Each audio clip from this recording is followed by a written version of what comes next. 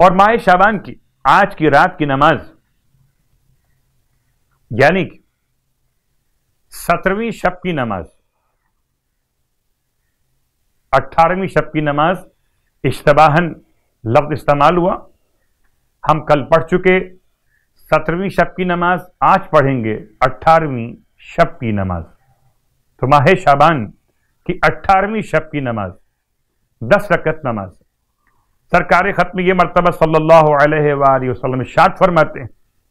کہ اگر کوئی شخص ماہ شعبان میں 18ویں شب میں 10 رکعت نماز پڑھے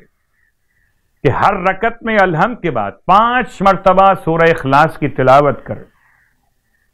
خداوند عالم اس کی ہر حاجت کو جو اس شب میں خدا سے مانگنا چاہے خدا پوری فرمائے گا، اور اگر اس کی قسمت میں بدبختی بھی ہو تو خداوند عالم اسے بخش دے گا اور خوش بخت افراد میں شامل کر لے گا، اور اگر اسی سال اس کا انتقال ہو جائے تو خداوند عالم اسے شہیدوں کے ثواب کے ساتھ مخصوص فرمائے گا۔ ماہ شعبان کے 18 روزے مکمل کرنے پر ثواب، ارشاد فرماتے ہیں اللہ کے حبیب صلی اللہ علیہ وآلہ وسلم کہ جو شخص ماہ شعبان کے 18 روزے مکمل کر لے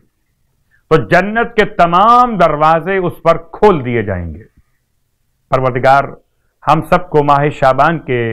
صیام اور قیام کی توفیق عطا فرمائے۔ امام رضا علیہ السلام روایت کرتے ہیں کہ حضرت رسول خدا صلی اللہ علیہ وآلہ وسلم نے فرمایا کہ جو روز جمعہ مجھ پر 100 بار درود بھیجے گا خداوند متعال اس کی دنیا اور آخرت میں 30 یعنی 60 حاجتیں پوری فرمائے گا۔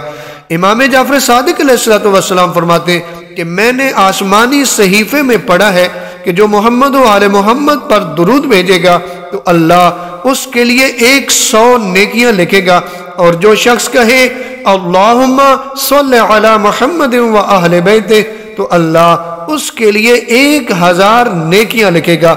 ویسے بھی ماہ شعبان تھوڑے دنوں کا مہمان ہے، اس سے استفادہ کریں، اپنی دعائیں قبول کروائیں، اپنے گناہوں کو معاف کروائیں، حاجات کو پورا کروائیں، کیونکہ یہ مہینہ توبہ و استغفار کا مہینہ ہے اور دعاؤں کی قبولیت کا اور حاجات کے پورا ہونے کا مہینہ ہے۔ بالخصوص اگر بے رزق ہیں تو رزق مانگیں۔ اس مہینے کو شعبان بھی اسی لیے کہا جاتا ہے کہ اس میں مومنین کا رزق زیادہ ہوتا ہے۔ اس مہینے کے اعمال 70 مرتبہ دوگنے ہو جاتے ہیں،